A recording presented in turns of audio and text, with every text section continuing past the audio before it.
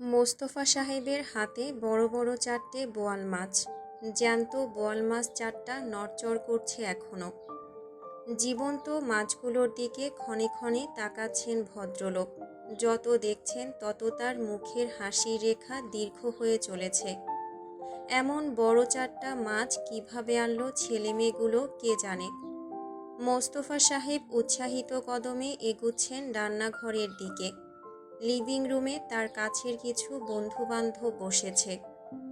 আনোয়ার সাহেব সিঁড়ি ধরে নামছিলেন, হাতে কদম ফুলের টব। ওরও কিছুক্ষণ আগেই আদেশ ছুড়ে গিয়েছে বাবার উদ্দেশ্যে। অতি দ্রুত যেন টবটা তাকে এনে দেওয়া হয়। আনোয়ার সাহেব মেয়ের বাধ্য বাবা বলে কথা। টব আনতে গিয়েছিলেন ছাদে। এবেলায় বড় ভাইয়ের হাতটা কাছাকাছিভাবে লক্ষ্য করে আশ্চর্য হলেন।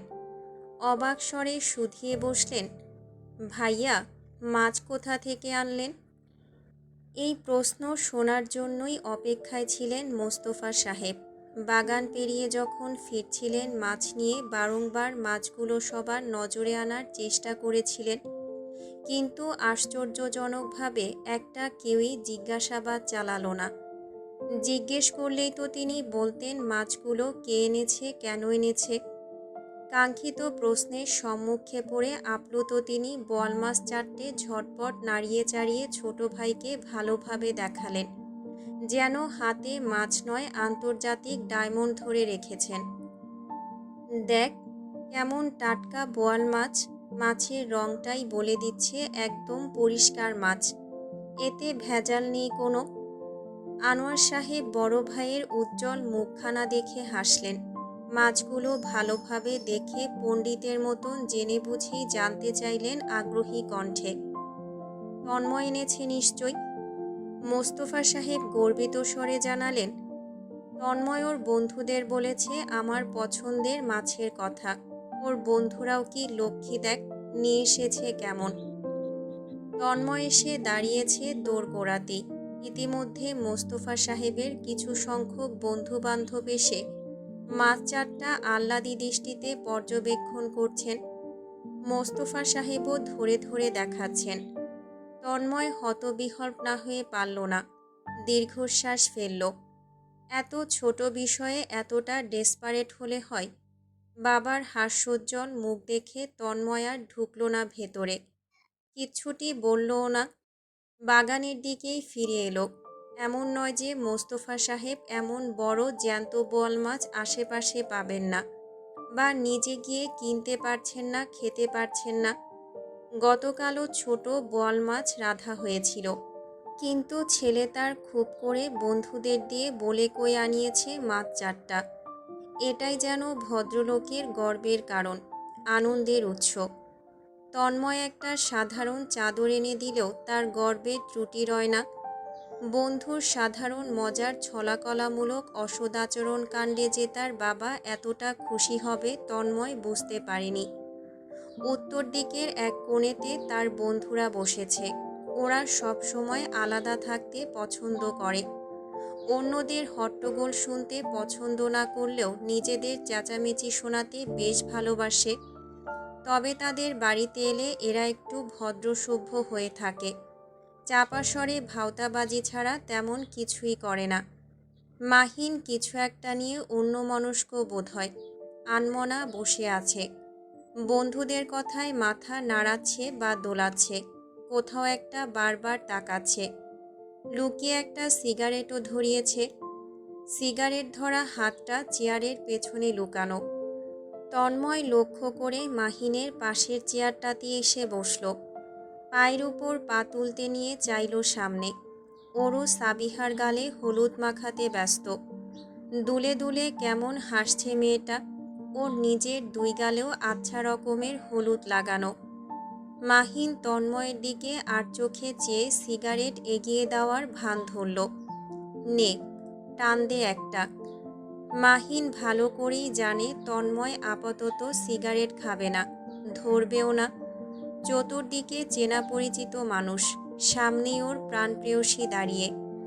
অর্থাৎ প্রশ্নই ওঠে না খাওয়ার। তবে তাকে অবাক করে দিয়ে তন্ময় অলস ভঙ্গিতে সিগারেটটা নিল। ডান হাতের আঙুলের ভাঁজে চেপে একটু ঘুরে বসলো। মাথাটা ডান দিকে ঘুরিয়ে টান দিল দুটো। নাক মুখ দিয়ে বেরুলো কালো নিকোটিনের ধোঁয়া। রিয়ানের ভ্রু দুটো কপালে উঠে এসেছে। মাহিন কিছুটা বিচলিত হলো। কিরে মামা, কি হইছে? এইখানেই টানতেছোস যে? আমি তো ফান পারপাসে সাধলাম। তন্ময় হেসে ফেলল। মাহিনের দিকে চেয়ে ঠাট্টা সুরে শুধালো, তুই যেভাবে বলতেছিস যেন আমি খাই না। রিয়ান দুই ভ্রু নাচালো। খাস তো, 14 বার সাধার পর, তাও বাইরে। আজ বাসাতেই খাচ্ছিস, তাও এক সাধাতেই। আশ্চর্যজনক না? কিরে ইব্রাহিম, তুই বল। ইব্রাহিম তন্ময়ের দিকে চেয়ে। তন্ময় দেখছে স্টেজের দিকটা। সুহানীকেও দেখা যাচ্ছে। সাবিহার পাশে বসে আছে, নখে নেল পলিশ দিয়ে দিচ্ছে বেশ মনোযোগ সহকারে। তন্ময় পাশ ফিরে সিগারেট আরেকবার ঠোঁটের ভাঁজে গুছল। সময় নিয়ে মাহিনের দিকে তাকিয়ে জানালো, বাবা খুব খুশি। এমন সামান্য ব্যাপারে এত খুশির কি আছে কে জানে। তোর কি লাগবে বল, I will try to give you that. Riyan শব্দ করে হেসে ফেলল। হাসল ইব্রাহিম সৈয়দও। ওদের অট্টহাসি শুনে সুহানীও ছুটে এসেছে ব্যাকুল হয়ে। সামনের চেয়ারে আলগোছে বসে জানতে উতলা হলো, কি ব্যাপারে হাসছিস তোরা? সৈয়দ মাহিনকে ইশারায় নির্দিষ্ট করে বলল। মাহিন মজার ছলে 4টা বোয়াল মাছ আনল না। সেই 4টা বোয়াল মাছ তো এক ইমোশনাল ব্যাপার স্যাপার ঘটিয়ে ফেলেছে। আঙ্কেল তো খুবই খুশি। তার ছেলে বন্ধুদের বলিয়ে তার পছন্দের মাছ আনিয়েছে বলে কথা। বলতে বলতে আরেক দফায় হাসল। মাহিন ইতস্ততভাবে ঘাড় চুলকালো। সে তো এতটা ভেবে চিনতে আনেনি। তার মন চাচ্ছিল তন্ময়কে একটু জব্দ করতে, তাই আর কি। উচ্চ আওয়াজে হলুদের গান বাজছে। গান ব্যতীত কিচ্ছুটি শোনা যাচ্ছে না। কথাবার্তা জোরসে বলতে হচ্ছে। মাহিনের হাবভাব খুব একটা সুবিধার ঠেকছে না। বারবার স্টেজের দিকটায় তাকাচ্ছে। ওর ঘন ঘন চাহনি খেয়াল করেছে তন্ময় অনেক আগ থেকেই। এবারে সুনিশ্চিত হলো, এই ছেলেটা ডাগর ডাগর চোখে অরুর বান্ধবীকেই পর্যবেক্ষণ করছে অনেকক্ষণ ধরে। মেয়েটার নাম সম্ভবত মার্জি। পছন্দ করেছে নাকি? মাহিনের তো অতিরিক্ত বয়সের ব্যবধান পছন্দ ছিল না। প্রতিনিয়ত নাক সিটকে বেড়াতো। তাহলে অবশ্য মনের উপর কখনো মানসিক চিন্তাভাবনা চাপানো সম্ভব হয়ে ওঠে না। মাহিনের ক্ষেত্রে বুঝি তেমনই ঘটতে যাচ্ছে। মরিচবাতির আলো এসে পড়েছে তন্ময়ের মুখে। চাপদাড়িটা দারুণভাবে ট্রিম করা। হলদেটে আলোতে স্পষ্ট দেখা গেল তার সন্দিহান প্রশ্নবোধক ডান ভ্রু তোলার ভঙ্গিমা। মাহিন আর চোখে বন্ধুর মুখে একটিবার তাকিয়ে আর তাকানোর সাহস দেখালো না। তন্ময় নাক মুখ দিয়ে প্রশ্নাত্মক ধ্বনি তুলল, হুম। মাহিনের হাপুস নয়নজোড়ার দৃষ্টি দিগ্ভ্রান্ত। তন্ময় প্রত্যুত্তর না পেয়ে ফের একই ধ্বনি তুলল, হুম। এই যাত্রায় মাহিন থতমত খেয়ে মুখ খুলল। কি? তন্ময় ম্লান গলায় বলল, আমি জিজ্ঞেস করছি তোকে।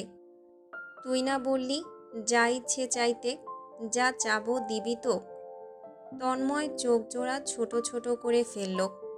অরুর বান্ধবী কি দেবার জিনিস? মাহিন ভোতা মুখে বলল, পারমিট, এটা তো দিবি। তোর বইয়ের বান্ধবীকে পটাতে যাচ্ছি বলে কথা। তন্ময় আশ্চর্য হলো এমন অযথার্থ লজিক শুনে। মেয়ে তোকে পছন্দ করলে আমার মাথা ব্যথা নেই। সুহানী তন্ময়ের কাঁধে গুঁতো দিল। ওই মেয়েটাও মাহিনকে পছন্দ করে, আই অ্যাম শিওর। কতবার করে তাকালো। রিহান আগ্রহপূর্ণ গলায় শুধালো, তুই কিভাবে শিওর মাহিনকেই দেখছে? হতে পারে আমায় দেখছে। সুহানী ফুঁসে উঠল, নাক সিটকাল, মুখ ভেঙিয়ে বলল, নিজের চেহারা দেখেছিস আয়নায়? আয়না লাগবে কেন? তোর চোখেই তো 24 ঘন্টা দেখি, এখনও দেখতে পারছি। Undoubtedly world wide handsome. Tanmoy বন্ধুদের ঝগড়া থেকে দৃষ্টি সরালো, সামনেই তাকালো। স্টেজের সামনে অরু নেই। দৃষ্টি ঘোরালো চতুর্দিকে ভালো করে। তার বলদিটাকে এখন কোথাও দেখা যাচ্ছে না। মিনিট পাঁচেক আগেও তো দেখেছিল এখানটাতেই, মার্জির পাশে বসে উচ্চকণ্ঠে গান গাইছিল। তন্ময় বন্ধুদের রেখে উঠে এলো। মেয়েটা কোথায় গেল? ভেতরে নাকি? ও এত অবাধ্য। তন্ময়ের একটা কথাও যদি ভালোভাবে শোনে। বাড়িতে বেশ অপ্রয়োজনীয় অতিথির আগমন ঘটেছে। চতুর্দিকে অচেনা অজানা অহরহ মুখ। এই সময়ে এই মেয়েটাকে সে একা একা ছুটতে নিষেধ করেছে। তন্ময় অস্থির অনুভব করে ও চোখের আড়াল হলেই। এত করে ধমকের সুরে বোঝালো চোখের আড়াল হতে না। কথা শুনল। স্টেজের সামনের ফাঁকা চেয়ারে উঁচু জুতা পেল। অরুর হিলস খুলেই গিয়েছে বোধহয়। জুতো জোড়া হাতে নিয়ে বাগানটা একটিবার চক্কর মেরে বাড়ির ভেতরে ঢুকল। মোস্তফা সাহেব একদল লোকজন নিয়ে বৈঠকে বসেছেন লিভিং রুমে। ডিবানে বসে আছেন প্রতিবেশী আজমল সাহেব। তন্ময়কে দেখতে পেয়েই গাল ভরে হাসলেন। ডান হাতের ইশারায় কাছে ডাকলেন। ভদ্রলোকের এই এক বদভ্যেস, আওয়াজ তুলে নয় হাতের ইশারায় ডাকতে পছন্দ করেন। ইশারায় ডাকাটা তার অন্যতম পছন্দের কাজ যেন। তন্ময় ভদ্রলোকের আহ্বানে ভদ্রতাসূচক হাসল। এগুতে নিয়ে চারিপাশে তাকালো নিবিড়ভাবে। অরুকে দেখা গেল না, রান্নাঘরেও না। আনোয়ার সাহেবও কাছাকাছি বসেছেন। তন্ময় সালাম জানিয়ে শুধালো, ভালো আছেন চাচা? ভদ্রলোক আলতোভাবে ধরলেন তন্ময়ের হাত দুটো। আজমল সাহেব তন্ময়কে খুব ভালো পান, স্নেহ করেন। ছোট থেকে বড় হতে দেখেছেন বলেই হয়তোবা তার চোখ দুটোর উজ্জ্বলতাই পরিষ্কার জানায় মনের অব্যক্ত কথাগুলো। গত বছর অবশ্য প্রিয় নাতনির জন্য সম্বন্ধের আলাপ তুলতে চেয়েছিলেন। তবে মোস্তফা সাহেবের মতিগতি বুঝে পরে চুপও মেরে গিয়েছিলেন। এতে কি আর স্নেহ কমে?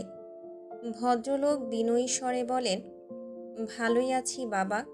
তোমার বিয়েতে থাকতে পারলে আরও ভালো থাকতাম বলে মনে করছি। তুমি দাওয়াত না দিয়ে বিয়ে করতে পারলে। মোস্তফা সাহেব হেসে জবাব দিলেন ছেলের হয়ে, বাচ্চাদের বিয়ে নিজেরাই করেছে। আনুষ্ঠানিক বিয়েতে তো দাওয়াত পাবি, তোরা না এলে কারা আসবে? ভদ্রলোক হাসলেন। ছেলেকে জিজ্ঞেস করেছি, তোকে বলেছি জবাব দিতে। জেনে শুনে জিজ্ঞেস করবি কেন? আজমল সাহেব রাগ করার ভান ধরে তন্ময়ের উদ্দেশ্যে বলেন, দেখো বাবা, দেখো তোমার বাবা কিভাবে লাগতেছে আমার সাথে। আমি কি একটু মজাও করতে পারি না? তন্ময় জবাব দেয় না, তবে মুচকি হাসছে। তাদের ঠুনকো দুষ্টুমি দেখতে ভালোই লাগছে। মোস্তফা সাহেব হালকা কেশে ছেলের দিকে তাকালেন, শুধালেন, কাকে খুঁজছিস? অরুকে। ওকে উপরে যেতে দেখেছ? বাগানে তো নেই। আনোয়ার সাহেব অসহায় গলায় তখনই জবাব দিলেন, হ্যাঁ, উপরে গেল হলুদের ডালা নিয়ে। আমি জিজ্ঞেস করেছিলাম কেন যাচ্ছে এই রাতের বেলাতে ছাদে। বলল ওর নাকি ইম্পর্ট্যান্ট কাজ আছে, আমাকেও যেতে নিষেধ করে গেল। তন্ময়ের হৃদয়ের মধ্যিখানে কয়েকটা ভাঁজ পড়ল। সিঁড়ি ধরল ত্বরান্বিত। সে ইতিমধ্যে বুঝতে পেরেছে কেন ও উপরে গিয়েছে। অন্যদের প্রেমজনিত ব্যাপার স্যাপারে ও এগোবেই। নিশ্চয়ই কথাবার্তা আদান প্রদান করতে ব্যস্ত বেয়াক্কেলটা। জ্যোৎস্নাময় রাত্রির পূর্ণচাঁদটা মাথার ঠিক উপরেই। চাঁদের চতুর্দিক নক্ষত্রের আধিপত্যতা বিরাজমান। ছাদের দরজাটা আধ খোলা। ছাদ দুয়ারে দাঁড়াতেই কনকনে ঠান্ডা হাওয়া ছুঁয়ে গেল। সজাগ হয়ে উঠল গায়ের এক একটা পশম। এই মাসে হাওয়ার স্পর্শ হয়ে থাকে দুর্দান্ত শীতল। শীতের তো প্রকৃতির হাওয়াই যেন বাড়িয়ে তুলছে কয়েক গুণে। চাঁদের জ্যোৎস্না এসে লুটিয়েছে ছাদের কোনায় কোনায়। আশেপাশে ঘন ঘটা কুয়াশার বেড়াজাল। মোহাচ্ছন্ন এক পরিবেশে অরু হলুদের ডালা হাতে দাঁড়িয়ে, ঠিক পশ্চিম দিকের প্রাচীর ঘেঁষে। শাড়িটা নড়বড়ে হয়েছে সামান্য, অয়নের অব্যয় অনুধাবন করা যাচ্ছে। ওদের ছাদেই দাঁড়িয়ে ছেলেটা, গুমোট অথচ অসন্তোষ কণ্ঠে শুধিয়েছে, সাবিহা আসেনি অরু? অরুর কণ্ঠে ঝরে পড়ছে বেদনার রস, যেন এহেন কথা বলতে ওর কণ্ঠ রোধ হয়ে আসছে। লিভিং রুমে চাচ্চু বাবাসহ আরও অনেকেই বসে আছেন, তাই আপু আসতে পারছে না, খুব লজ্জা পাচ্ছে।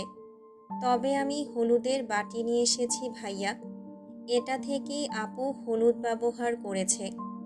অয়ন মিনমিনে স্বরে আওড়ায়, হলুদ তো ছুতো মাত্র, যাকে আসতে বললাম তার তো কোনো খবর নেই। অরু বুঝি শুনল, মাথাটা আরও কয়েক ধাপে নত করল। অয়নের পীড়িত হৃদয় উপলব্ধি করছে যেন। তন্ময় ছাদের দরজায় হেলান দিয়ে দাঁড়িয়ে আছে, বুকে 2 হাত বেঁধেছে আমোদেই, ঠোঁট বাঁকিয়ে ভ্রু তুলে দেখছে দুজনের নিপুণ কাণ্ড কারখানা। ওরও তখনও চোখ বুজে মিথ্যে বলে কয়ে অয়নকে আশ্বস্ত করতে ব্যস্ত। ভাইয়া, আপুও খুব করে আসতে চাচ্ছিল, খুব করে, বিশ্বাস করো। বারবার করে বলছিল পরিস্থিতির জন্য যেতে পারছি না, নাইলে আমি কতক্ষণে চলে যেতাম। সত্যি, তুমি কষ্ট পেও না। অয়নের মুখের রং পাল্টালো, ভোঁতা মুখ কুঁচকে এলো। এমন কথা বলবে সাবিহা, তার সাবিহা, যে 24 ঘন্টার 23 ঘন্টায় তার থেকে পালিয়ে বেড়াতে ব্যস্ত। অরুকে বাঁকা চোখে দেখে অয়ন বলল, এই কথা না বললেই বুঝি ভালো ছিল। বলতে বলতে অয়ন আনমনা চোখ তুলে চাইল অরুর ঠিক পেছনে। তন্ময়কে আবছায়া আগন্তুক হিসেবে দেখেও সে চিনে ফেলল এক পলকে। নিঃশব্দে ফাঁকা হাসল কোনো রকমে, ধরফরিয়ে ওঠা বুকের পাটা ছুঁয়ে এক দৌড়ে নেমে গেল। সালাম দেবার প্রয়োজন বোধটুকুও করল না। ধমক খাওয়ার ইচ্ছে আপাতত তার নেই। ডালা হাতে অরু আতঙ্কিত নয়নে অয়নের চলে যাওয়ার দিকে চেয়ে আছে। ভূতের ভয়ে তার মেরুদণ্ড বেয়ে ভয়ের স্রোত বয়ে গেল, গলা ধরে আসলো। ভয়ে আটসাট হলো সর্বাঙ্গ। ভীত সে চমকে পেছনে তাকালো বড় বড় চোখে। এই বুঝি উচ্চস্বরে চিৎকার দিয়েই উঠবে, কিন্তু না। সবশেষে তন্ময়কে দেখতে পেয়ে তৎক্ষণাৎ খোলা মুখ বন্ধ করে নিল। ডান হাতে ধরফরানো বুক চেপে বলল, এভাবে কেউ দাঁড়িয়ে থাকে? আমি ভয় পেয়ে গেছি। অরুর এলোকেশি চুল কপাল ছুঁয়ে যাচ্ছে, ফর্সা 2 গালে মিষ্টি করে হলুদ লাগানো, চাঁদের আলোয় সুন্দর দেখতে লাগছে। তন্ময় এগোতে এগোতে গম্ভীর মুখে শুধালো, একাই উঠে এসেছিস তখন ভয় করেনি? গম্ভীর কণ্ঠ শুনে অরু সতর্ক হলো খানিক, ভালো করে তন্ময়কে দেখে নিল। মিনমিন স্বরে সাফাই গাইতে বলল, ভয়ের কি আছে? ভূত বলতে কিছুই নেই তো, আমি ভাইয়াকে হলুদ দিতে এসেছি জাস্ট।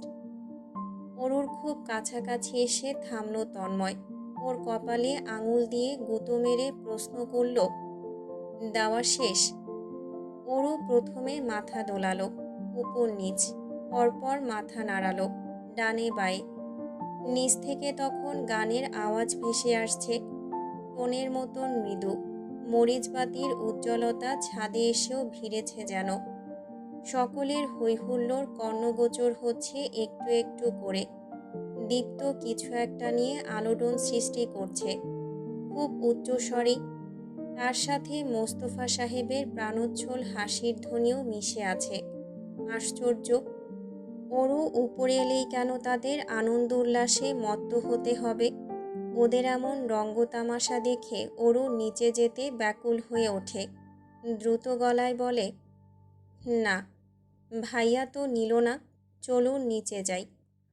অরু দুরন্ত কদমে তন্ময়কে পাশ কাটিয়ে চলে যেতে ব্যাকুল নয়। ওর মন মস্তিষ্ক সব আপাতত নিচে ঘটিত নাচ গানের উপর। তন্ময় অবলীলায় ওর চঞ্চল ডান হাতটা টেনে ধরে, এক ফিচেল টানে দাঁড় করায় ছাদের প্রাচীর ঘেঁষিয়ে। কণ্ঠ নামিয়ে প্রশ্ন করে, দুই গালে ঘন করে হলুদ লাগিয়ে দিয়েছে কে? অরু গাল ফোলায় আর চোখে নিচে চায়। কলি আর মার্জি নাচ শুরু করেছে। ঢোল বাজে গানটিতে। সবাই জড়সড়ভাবে গোল হয়ে দাঁড়িয়ে আছে, করতালি দিয়ে নাচ দেখছে। অরু ব্যগ্র গতিতে জানায়, মার্জি দিয়েছে, ওরা নাচছে, দেখব। আমি নিচে যাই, আপনিও আসুন। অরু ফের যেতে উতলা হয়। তন্ময় বিরক্ত হয়। বাদশাতে সামনে এসে দাঁড়ায় গভীরভাবে। অরুর মাথাটা এসে ছুঁয়েছে তার বুক।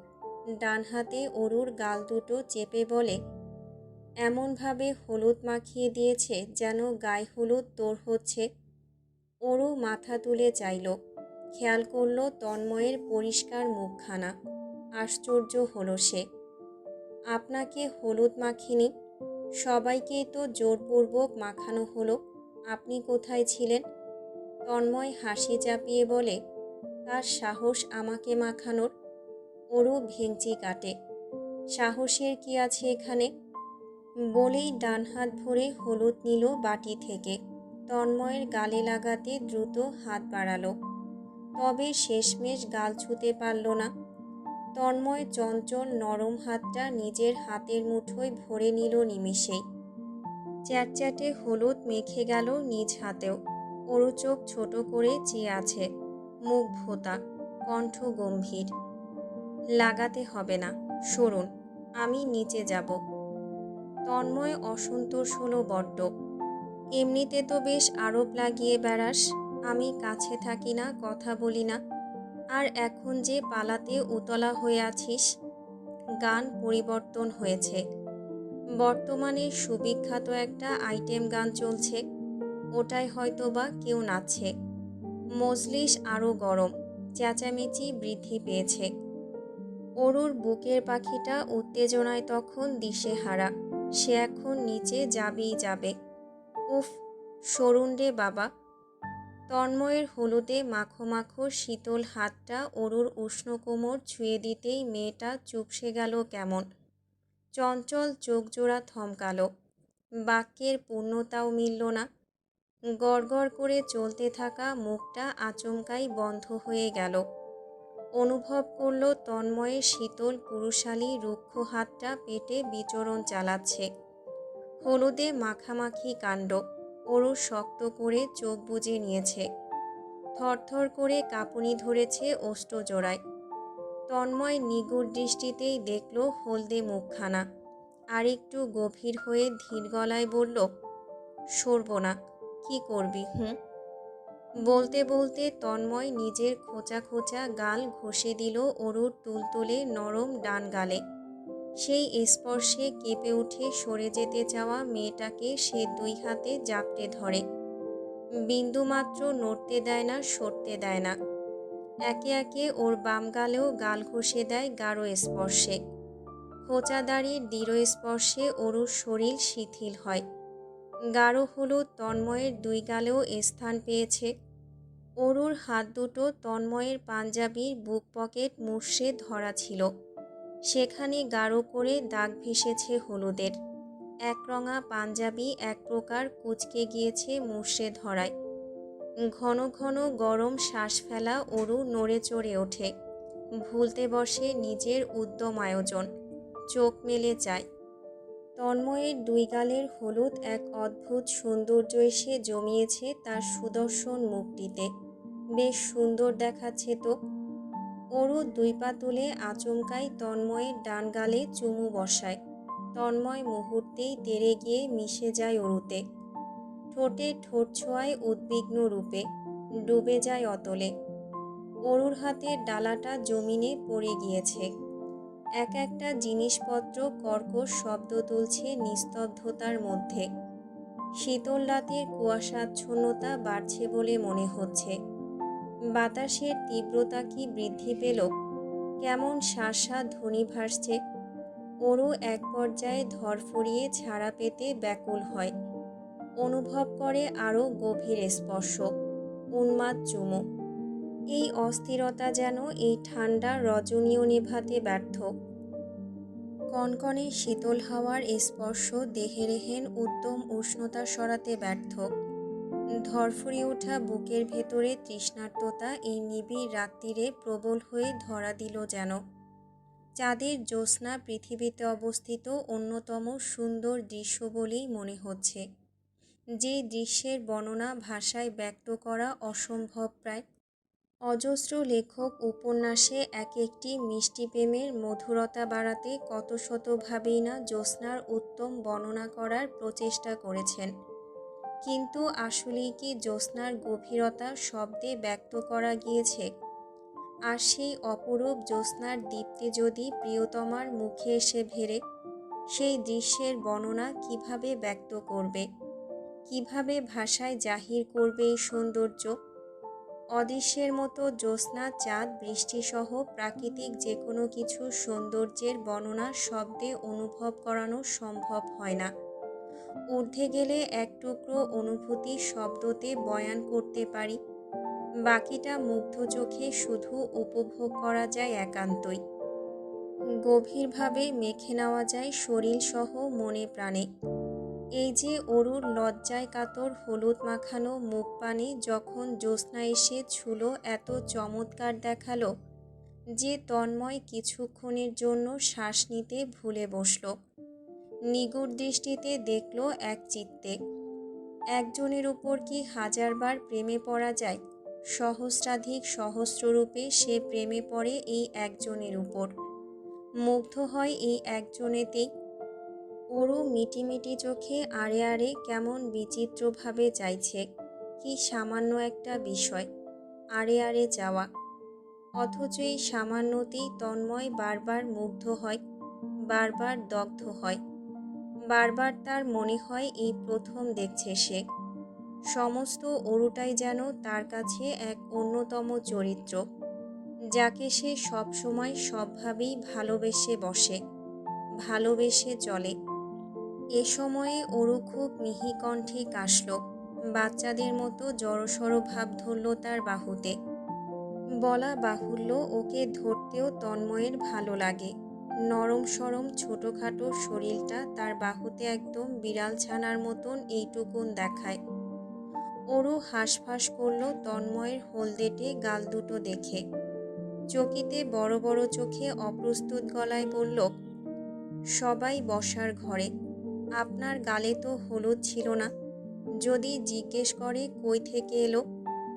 এহেন প্রশ্নের প্রতিক্রিয়া কি হতে পারে তা তন্ময় বুঝে পেল না। তারা সম্পর্কে একসময় শুধুমাত্র কাজিন হলেও এখন স্বামী স্ত্রী, সবাই তা জানে। মানছে না সেটা ভিন্ন চ্যাপ্টার। মিয়া বিবি ছাদের আধারে ছিল এতক্ষণ ধরে। মিয়া গালে হলুদ মেখে নামছে, এই দৃশ্য দেখে কোন বেয়াক্কেল প্রশ্ন করবে, হলুদ কোথা থেকে এলো? নিশ্চয় তাদের মস্তিষ্ক অরুর মতন একটুখানি নয়। মুখে এই কথাটুকু বলে ফেললেই এক কেলেঙ্কারি নিশ্চিত ঘটে যাবে। অরু চটে যাবে, কথাবার্তা বন্ধ করবে। আরও সবচেয়ে বড় হাতিয়ার অ্যাভয়েড করা তাকে, সেটিও করবে। অগত্যা মনের কথাটুকু মুখে বলার প্রশ্ন আসছেই না, তাই দুর্দান্ত নির্বিকার কণ্ঠে প্রত্যুত্তর করল, বলবি আমি ভালোবেসে অনেক আদর করে খুব যত্নের সাথে তন্ময় ভাইয়ের গালে গাল ঘষে হলুদ মাখিয়ে দিয়েছি। ওরও হতবিহ্বল হলো বোধহয়, নিথর হয়ে এলো শরীর। আশ্চর্যে সপ্তমাকাশে উঠে গিয়েছে যেন। নীরব নিশ্চল দৃষ্টিতে কিছুক্ষণ চেয়ে থেকে অবিশ্বাস্য কণ্ঠে একটা শব্দ দুইবার করে আওড়ালো, ছি ছি, বলেই নিজেকে ছাড়িয়ে নিল অরু। তন্ময়কে দুর্বলজনক কঠিন দৃষ্টি দেখিয়ে এক দৌড়ে ছাদ থেকে নেমে গেল।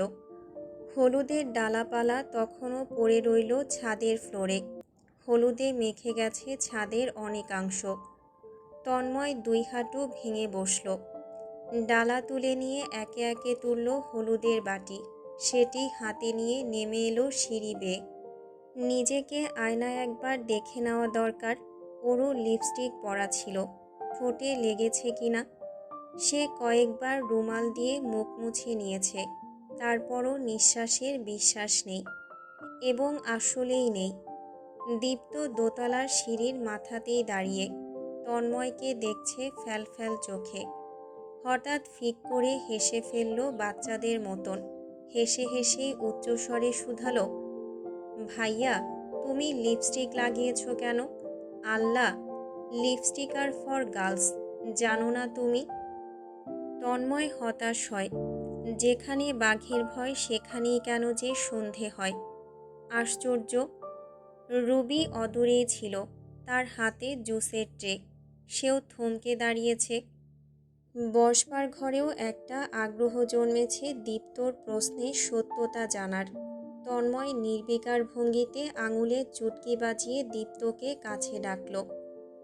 দীপ্ত সতর্ক চোখে বড় ভাইয়ের গম্ভীর মুখখানা দেখতে দেখতে এগুচ্ছে। তন্ময়ের গম্ভীর দুই গালে হলুদ, ঠোঁট জুড়ে এবড়ো থেবড়ো লিপস্টিক স্টেন, অথচ তাতেও গাম্ভীর্যতা ফিকে হতে পারল না। দীপ্ত ভীতভাবে কাছাকাছি আসতেই তন্ময় ওকে এক হাতে কবজিতে তুলে ফেলল অবলীলায়। রওনা দিল নিজের ঘরের দিকে। যেতে নিয়েই হুকুম করল, তুই পড়তে বসবি এখন। গত টেস্টে ম্যাথমেটিক্সে আউট অফ 30-তে 12 পেয়েছিস। দীপ্ত মুহূর্তেই মিয়ে গেল আতঙ্কে। ভাইয়া, আমি একদম লক্ষ্মী বাচ্চা হয়ে থাকব, কিচ্ছু বলবো না। আমাকে অনুষ্ঠানে যেতে দাও প্লিজ। আমি কিছুই দেখিনি, আমি কিচ্ছু জানি না, সত্যি। তন্ময় নিজের ঘরের দুয়ারের সামনে এসে নামালো ওকে। ভ্রু নাচিয়ে জিজ্ঞাসাবাদ চালালো, আর ইউ শিওর? দীপ্ত পিছাতে শুরু করেছে। 100% বলেই ঘুরে দৌড় দিয়েছে। তন্ময় ভেতরে ঢুকল। সর্বপ্রথম আয়নায় মুখটা দেখে নিল। কিছুটা বিভ্রান্ত হলো। বিভ্রান্ত কাটিয়ে উঠতে পারেনি। পূর্বেই বন্ধুরা এক একটা হুড়মুড়িয়ে ঘরে ঢুকে পড়ল। আজকে কি তন্ময়ের খারাপ দিনের মধ্যাকার একদিন? নাইলে এই সময় হাতে নাতে প্রমাণসহ এই জাহিলদের হাতে পড়বে কেন সে? ঘরে ঢুকেই মাহিন তন্ময়ের মুখ দেখে আশ্চর্য হয়। থমকে রয় তার দেহখানা। রিয়ান থরথর করে কেঁপে বিছানায় পড়ে গিয়েছে। একেবারে জলসার বাংলা সিরিয়ালের একটা সুপরিচিত দৃশ্যই যেন। সৈয়দ বিড়বিড় শুরু করল, ধুমতানা নানা, ধুমতানা নানা। সবগুলো শুরু করেছে ইচ্ছে রকমের অযথার্থ লেগ পুলিং। এরা কতক্ষণ এমন করবে কে জানে, তার বাড়ির কেউ না শুনলেই হয়। তন্ময় উদাস চোখে বন্ধুদের এক পলক দেখে নিল। ওদের অগ্রাহ্য করে টিস্যু বক্স হাতে তুলে নিল। মুছতে শুরু করল মুখমণ্ডল। ভাবসাব একই রকম তার। উৎসাহের সহিত তখন রিয়ান বিবৃতি চেয়ে চলেছে জ্যোৎস্নাময়ী রাতের। সে শুনতে ব্যাকুল। তন্ময়ের ইচ্ছে করছে সবগুলোকে লাথি দিয়ে বের করে দিতে। এগুলো কিভাবে যে তার বন্ধু হলো। ভোরের কুয়াশাচ্ছন্ন মিষ্টি রোদ্দুর এসে ছুঁয়েছে বাগানের ঘাস পাতা। শিশির জলে ভেজা ঘাসগুলো শুকিয়ে যাচ্ছে রোদের সংস্পর্শে এসে। প্রজাপতিরা উঠছে ফুলগুলোর ভেতরে উপরে। বাতাসের বটুকু নেই প্রকৃতিতে। বাগানে গতকাল রাতের আনুষ্ঠানিক আয়োজনের চিহ্নমাত্র আর নেই। রাতের মধ্যেই পরিষ্কার পরিচ্ছন্ন করা হয়ে গিয়েছে। জগিং শেষ করে মাত্রই ফিরেছেন মোস্তফা সাহেব। বাগানের মধ্যিখানে সাজানো চেয়ারের একটিতে এসে বসেছেন। উপভোগ করছেন আরামদায়ক স্নিগ্ধ রোদ। শীতকালীন সকালের রোদ্দুর অনেকটাই তপ্ত গরমের এক পশলা মিষ্টি বৃষ্টির মতন, চোখ বুজে অনুভব করার মতন। আজকাল তিনি একাই জগিংয়ের জন্য বেরোচ্ছেন। এমনিতে আগে ছেলেকে নিয়ে বেরোতেন, ইদানিং ছেলেটা বেরোচ্ছে না। কিন্তু কেন? আজ অবশ্যই জিজ্ঞেস করবেন। সকাল করে হাঁটতে বেরোনো তো ছেলেটাই শেখালো তাকে। মাঝ রাস্তায় এখন ছেড়ে দেবে কেন? একা জগিং করতে তার ভালো লাগে না। অভ্যেস খুব খারাপ জিনিস, আজ আবারও প্রমাণিত হলো। কেসের ফিতে খুলতে নিয়ে হাঁক ছাড়লেন স্ত্রীর উদ্দেশ্যে। এক কাপ চা আর আজকের নিউজ পেপার এখন তার প্রয়োজন। বাজার সদাইয়ের কী অবস্থা দেখা দরকার। গতকাল দেখালো স্বর্ণের দাম কমেছে, আজকে আবার কেমন হালচাল কে জানে। জবেদা বেগম এগিয়ে আসছেন এক কাপ চা আর নিউজ পেপার নিয়ে। স্বামীর হাতে চাটা ধরিয়ে দিয়ে টেবিলের উপর রাখলেন নিউজ পেপার। মোস্তফা সাহেব চায়ে এক চুমুক দিয়ে প্রশ্ন করলেন ভোঁতা গলায়, তোমার রাজপুত্র কি উঠেছে? জবেদা বেগম হাসলেন মিহি স্বরে, ঘুমালোই তো ভোরে, আজ কি আর সকাল সকাল উঠতে পারবে? দুপুর হবে। মোস্তফা সাহেব মাথা দোলালেন, দুলিয়েই থামলেন না, আওড়ালেনও। আচ্ছা, ওকে ডেকো না, কাউকে ডাকতেও দিও না, ঘুমোতে দাও। এভাবেও কাজের চাপ নিয়ে রেখেছে বড্ড। এবারেও ভদ্রমহিলা নিঃশব্দে হাসলেন। কিছুক্ষণ বসে উপভোগ করলেন সোনালি রোদের স্পর্শ, শুনলেন মিষ্টি পাখিদের কোলাহল, দেখলেন স্নিগ্ধ প্রজাপতিদের ওড়াউড়ি। তন্ময়ের ঘুম ভাঙল বেশ বেলা করে। ঘড়ির কাঁটা তখন প্রায় 12টার কাছাকাছি। ঘরের ভেতরটা রোদে ঝলমল করছে, জানালা খোলা, পর্দা সরানো। জোড়া পাখি এসে বসেছে জানালায়। তন্ময় ঘুম ঘুম চোখে একবার তাকালো সেদিকে। রাতে তো সব লাগানো ছিল। কোন পণ্ডিত এসেছিল ঘরে? নিশ্চিত তার পণ্ডিতই এসেছিল পাকনামি করতে। গতকাল সে বন্ধুদের গাড়িতে তুলে দিয়ে এসেছে রাত 4:35-এ। ঘুমোতে ঘুমোতে আজান পড়ে গিয়েছিল। ওরু অবশ্য 3টার আগেই ঘুমিয়ে পড়েছিল বসার ঘরের সোফায়, আনোয়ার সাহেবের কোলে মাথা রেখে। পরে সেই ওকে কোলে করে ঘরে দিয়ে এসেছিল। উঠে বসতে না বসতেই ওরু ভেতরে ঢুকল। তন্ময়কে জাগিত দেখে হুড়মুড়িয়ে কাছে এলো, কণ্ঠে জুড়ে বিষাদের আবির্ভাব। আপনি নাকি সাবিহাপুর বিয়ের দিন রাতেই দিনাজপুর যাবেন বিজনেসের জন্য? সত্যি? তন্ময় দীর্ঘশ্বাস ফেলল। গায়ে শার্ট নেই। সে সচরাচর উদম দেহেই ঘুমোতে অভ্যস্ত। আজ অরুর আর তার দেহতে ইন্টারেস্ট নেই। গম্ভীর মুখে তাকিয়ে আছে মুখের দিকে। বিছানা ছাড়তে ছাড়তে তন্ময় শুধালো, কে বলেছে? অরু একরোখা গলায় বলেই গেল, তা তো ইম্পর্ট্যান্ট না, আপনি বলুন, সত্যি বলেছে? তন্ময় মৃদু হাসল। তার সবেমাত্র ঘুম ভাঙা স্বর চূড়ান্ত হাসকি শোনালো। যাবো আর আসবো, মাত্র 2 দিন। যা নাস্তা লাগাতে বল, আসছি আমি।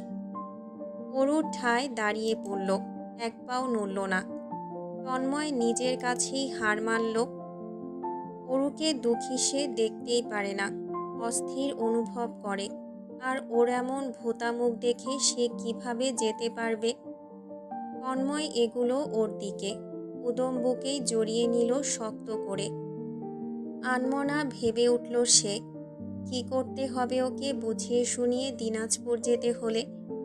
অরু নিজেকে ছাড়িয়ে নিয়ে বেরিয়ে গিয়েছে দ্রুত পায়ে। তন্ময় বাথরুমে ঢুকল। গোসল নিয়ে বেরিয়ে ঝটপট তৈরি হয়ে নিল। সে এই বেলা করেই অফিস যাবে। এমনিতেই বিয়ে শাদী নিয়ে সে কাজের পাহাড় জমিয়েছে। ঘড়ি পড়তে নিয়েই দেখা গেল অরু আবার এসেছে, ম্লান মুখে দাঁড়িয়ে।